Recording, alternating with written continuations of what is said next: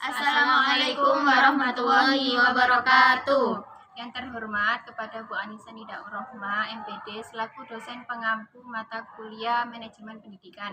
Kami di sini dari kelompok 5 akan mempresentasikan hasil makalah diskusi kami yang berjudul Manajemen Peserta Didik. Nah, saya di sini akan menjelaskan yang pertama yaitu pengertian dari manajemen peserta didik. Sebelum saya menjelaskan pengertian dari manajemen peserta didik, terlebih dulu saya akan menjelaskan tentang apa sih manajemen itu. Nah, manajemen menurut etimologis yaitu kata manajemen adalah terjemahan yang bermula dari kata manajemen yang artinya terdiri dari kata to manage atau manage dan to organizer, bring in, or lead. Nah, kata manajemen juga berarti mengelola, mengorganisir, melaksanakan, dan beberapa mengenai konsep manajemen dijelaskan sebagai berikut. Yang pertama yaitu manajemen adalah proses merancang dan memelihara lingkungan. Individu bekerja sama dalam kelompok untuk mencapai tujuan tertentu secara efisien. Dan yang kedua yaitu manajemen merupakan perencanaan, pengorganisasian, pengendalian, penempatan, pengarahan, motivasi, komunikasi, dan pelaksanaan yang dilakukan oleh suatu organisasi dengan tujuan mengordinasikan berbagai sumber daya perusahaan untuk efisiensi produksi produk. Selanjutnya yaitu kita akan mempelajari tentang apa sih manajemen peserta didik itu. Yang pertama, menurut Gunawan, manajemen peserta didik adalah seluruh proses kegiatan yang direncanakan dan diusahakan secara sadar dengan pendidikan yang efektif dan secara efisien. Semua siswa di lembaga yang bersangkutan yaitu memerintahkan Anda untuk berpartisipasi dalam proses pembelajaran untuk mencapai tujuan pendidikan yang telah ditetapkan.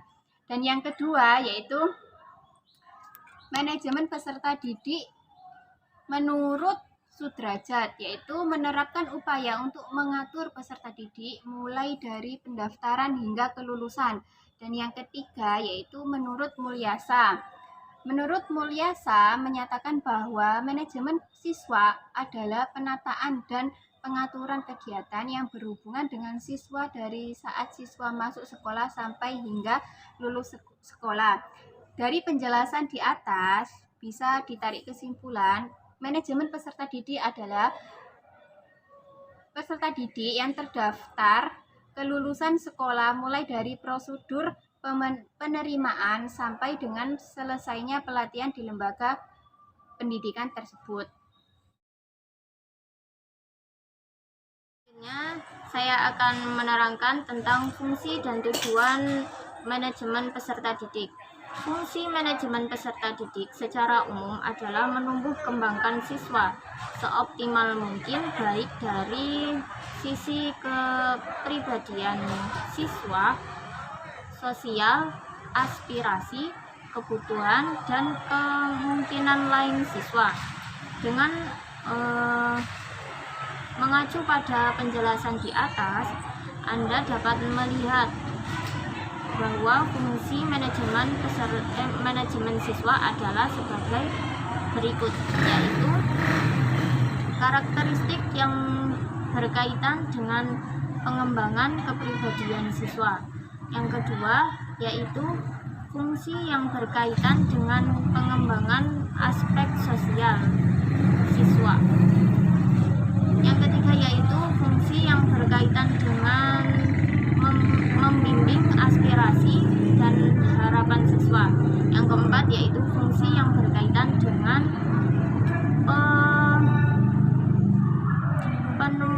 penumbuhan kebutuhan dan kesejahteraan siswa. Tujuan manajemen peserta didik untuk menunjukkan proses peserta didik dan pembelajaran di sekolah serta mengatur kegiatan siswa agar tercapainya tujuan sekolah dan pendidikan yang optimal. Secara khusus, tujuan khusus dari manajemen peserta didik adalah 1. Meningkatkan pengetahuan, keterampilan, dan keterampilan psikomotorik siswa. Yang kedua yaitu membimbing dan mengembangkan kemampuan umum baik dan minat siswa.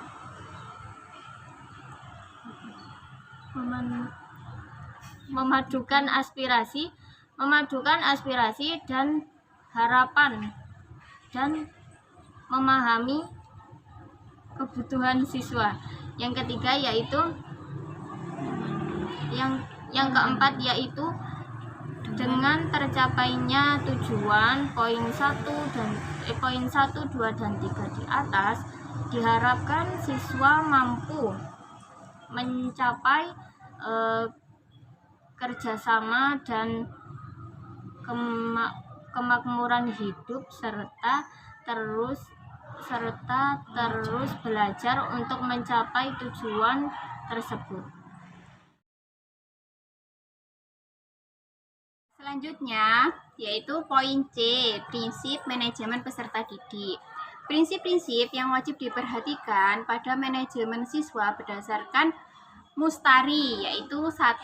Penyelenggaraan wajib mengacu dalam peraturan yang berlaku dalam waktu acara atau pada waktu dilaksanakannya. Dan yang kedua yaitu manajemen siswa wajib memiliki tujuan yang sama atau mendukung terhadap tujuan manajemen sekolah secara keseluruhan. Dan yang ketiga yaitu segala bentuk aktivitas manajemen siswa haruslah mekar misi pendidikan dan pada rangkap mendidik siswa saja. Dan yang keempat yaitu aktivitas manajemen siswa haruslah diupayakan buat mempersatukan peserta yang memiliki keragaman latar belakang dan mempunyai poli perbedaan. Dan yang kelima yaitu aktivitas manajemen siswa haruslah dicermati menjadi upaya pengaturan terhadap pembimbingan siswa. Dan yang keenam yaitu aktivitas manajemen siswa haruslah mendorong dan memacu kemandirian siswa. Dan yang terakhir yaitu aktivitas manajemen siswa haruslah fungsional bagi kehidupan siswa baik pada sekolah lebih-lebih pada masa depannya.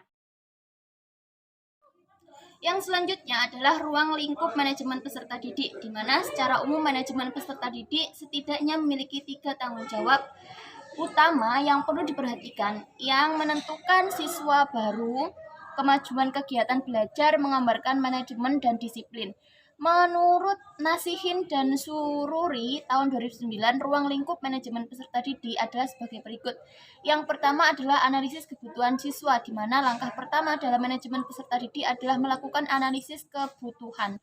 Dengan kata lain, identifikasi siswa yang dibutuhkan oleh institusi sekolah Anda. Kegiatan yang dilakukan pada langkah ini adalah merencanakan jumlah siswa yang terdaftar dan menyelenggarakan program kegiatan peserta didik. Yang kedua adalah rekrutmen siswa. Rekrut peserta didik pada dasarnya adalah proses mencari, mengidentifikasi, dan menarik calon siswa yang dapat menjadi siswa pada lembaga sekolah yang bersangkutan. Yang ketiga adalah seleksi peserta didik, di mana seleksi ini peserta didik adalah kegiatan menyeleksi calon siswa untuk menentukan apakah mereka akan diterima sebagai siswa suatu lembaga pendidikan atau sekolah berdasarkan aturan yang berlaku di sekolah tersebut. Yang keempat atau yang selanjutnya adalah orientasi peserta didik, di mana orientasi peserta didik tindakan menoleransi siswa baru dengan menyajikan apa yang terjadi dan keadaan yayasan pendidikan atau sekolah tempat siswa tersebut meneliti. Yang selanjutnya atau yang kelima adalah menentukan peserta didik. Sebelum siswa yang telah diakui menjadi lembaga pendidik atau sekolah mengikuti sistem pembelajaran, mereka harus terlebih dahulu ditetapkan dan dikumpulkan dalam pertemuan tujuan mereka. Biasanya pertemuan diselesaikan oleh kerangka kelas. Yang keenam atau yang selanjutnya adalah pembinaan dan pengembangan peserta didik, di mana pembinaan dan pengembangan siswa merupakan interaksi yang dilakukan siswa untuk menjadi individu yang diandalkan sesuai dengan tujuan pembelajaran. Untuk itu, bakat, minat, dan kemampuan siswa harus dikembangkan secara ideal melalui latihan kurikulum dan ekstrakurikuler. Yang selanjutnya adalah perencanaan dan pelaporan. Latihan pencatatan dan pengumuman siswa dimulai ketika siswa diterima di sekolah sampai mereka lulus atau meninggalkan sekolah. Yang terakhir atau yang kedelapan adalah kelulusan dan alumni. Siklus kelulusan adalah tindakan terakhir dari pengganti para eksekutif mahasiswa yang tercatat lulus disebut lulus kelas. Hubungan antara sekolah dan kelas yang lulus dapat dipertahankan melalui pertemuan yang dikoordinasikan oleh kelas yang lulus dan juga sekolah yang bisa disebut reoni.